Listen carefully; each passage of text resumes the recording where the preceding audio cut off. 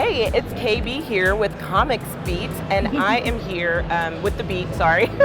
I'm here talking to Nora K. Jemisin, esteemed author, and now you're gonna have this fantastic comic book run that's coming out in November.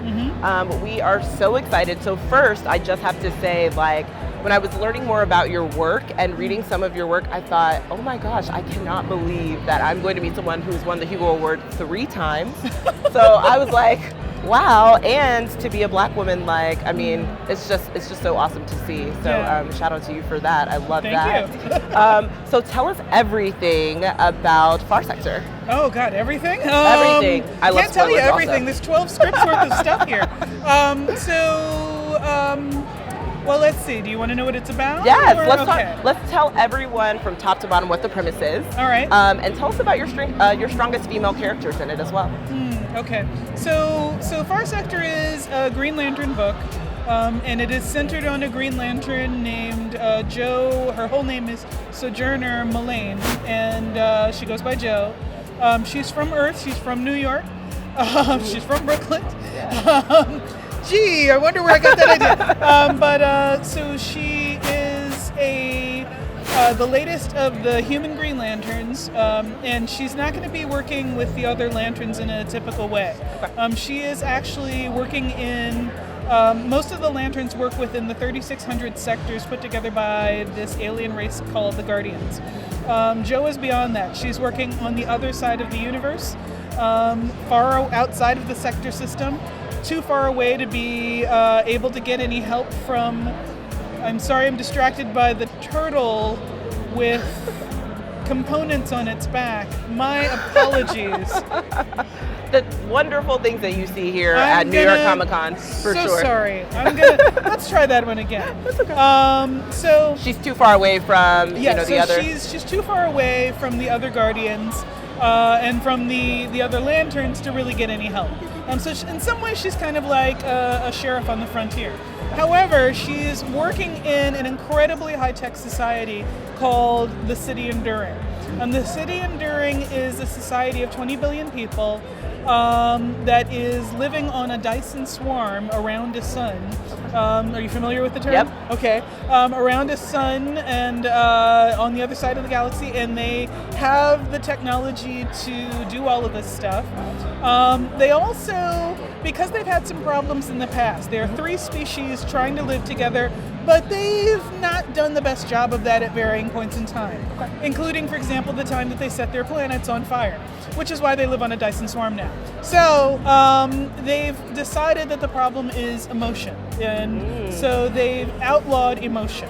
And so now, however, a new drug has been developed that allows them to bypass this suppression of emotion. And they're starting to have crimes of passion again. So they're starting to have murders, they're starting to have riots and people getting upset and trying to hurt each other. And they're like, okay, well, we need an expert in emotion. Right. Green Lantern power runs on emotion. And they seem to pull lanterns a lot from this one species that seems to be really emotional called these humans. Why don't we ask for a human lantern specifically to come and be our local expert on the ground? So that's her job. Yes. She's working with the local police to try and help them deal with this problem that they've never had to deal with before. Okay, so I got a little ahead of myself because it sounds like Jo is the strongest, female character in Far Sector. She's the protagonist. And so how, when you were kind of crafting this, what challenges did you come up against in terms of Jo sounds very independent. So she's like a very strong, independent person. And like you said, she's kind of the sheriff of the land. So what types of obstacles kind of come her way with her being kind of this strong solo, kind of fierce warrior on her own? Well, she's not solo. She does have allies there. Okay, that's good. They're just from that culture. So she's the only human on the ground, and she does have to deal with the isolation of that. She's the only person with emotion in that culture that she knows of, anyway. Because it's illegal for them to have emotion. It doesn't mean that she might not be meeting somebody who's high.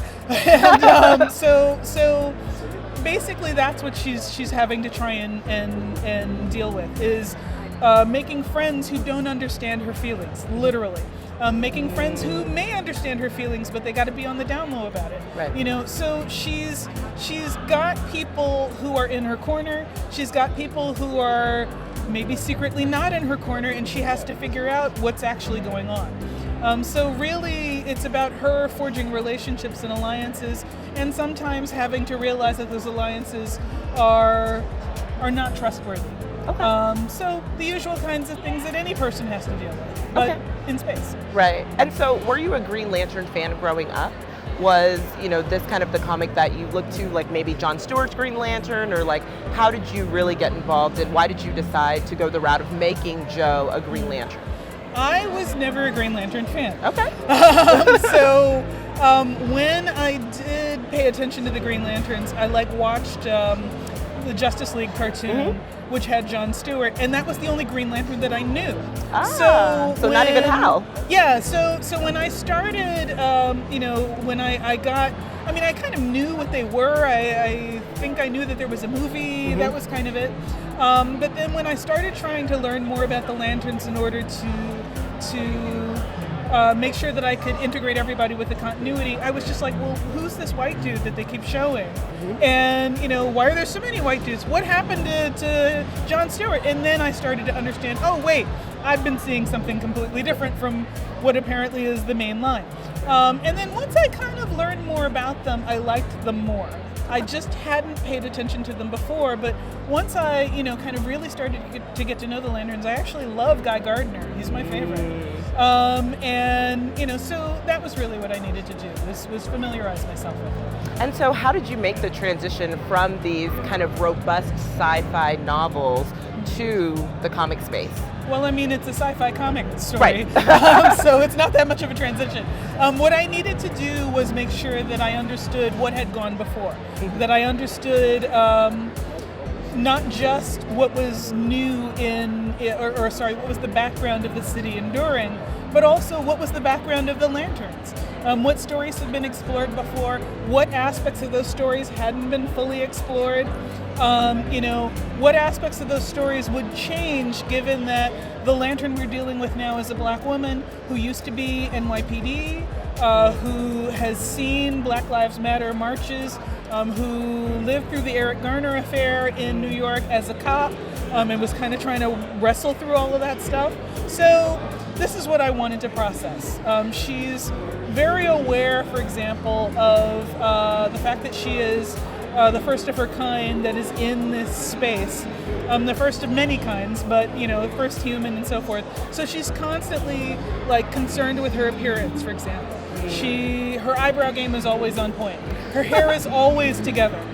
She's always aware of the fact that she is a representative in that sense. And that's a double-edged sword. Who can be that perfect all the time? But she tries, and she knows that she has to try. So I talk about that. I feel like that's something that we as black women also internalize just in our career spaces. We very much always feel like we have to have it maybe 10 times more together than everyone else. And not just physical appearance, but emotionally. And so, that leaves a lot of room for us to really kind of have to take on a lot more strength, than everybody else, it feels like, right? It takes a toll. Exactly, which takes a toll. Yeah, so speaking of that, kind of what emotional tolls will this take on Joe? Because you did mention that a lot of your influences are from real world experiences that have currently happened. So emotionally, how does she deal with that? Well, she's dealing with microaggressions. They're not racial, but they are elements of disrespect, and she's aware of them because she's had plenty of practice. And she knows how to deal with them because she's had plenty of practice. But she's like, oh my God, I'm on the other side of the universe and I still got to deal with this. So, so that's one aspect of it. It's just intense frustration at times. Loneliness. She's got no one to talk to who can understand what she's dealing with. And it makes her vulnerable in some ways because she's that much more willing to reconsider whether what these people think of as a crime, having emotions, is actually a crime. Right. So she's dealing with people who are considered criminals in her society, but they're the only people who understand her. So that's a thing she's going to have to wrestle through. Okay. And so my final question would be, what other sources of sci-fi inspiration did you bring to this? So obviously, God, so you have much. to have, the Green Lantern background, and you need to kind of have that Right. mythos kind of in there. But what else, what other kind of pop culture sci-fi did you bring into it? I mean, what doesn't fit in here? There's so much. The Dyson sphere is a science fictional concept in and of itself. This is a Dyson swarm, but it's basically the same thing. The idea of distance making communication impossible. There are areas within science fiction that believe that instantaneous communication can be done with certain kinds of technology. I decided deliberately to go with the concept that communication across very great distances could not be done without a significant time delay. And that's one of the reasons why she's isolated. Okay. So I had to work through a lot of that stuff. Okay, well, sounds great. I'm really excited to read it when it comes out in November. Thank you so much for taking time to talk to The Beat. We really appreciate it. Thank you.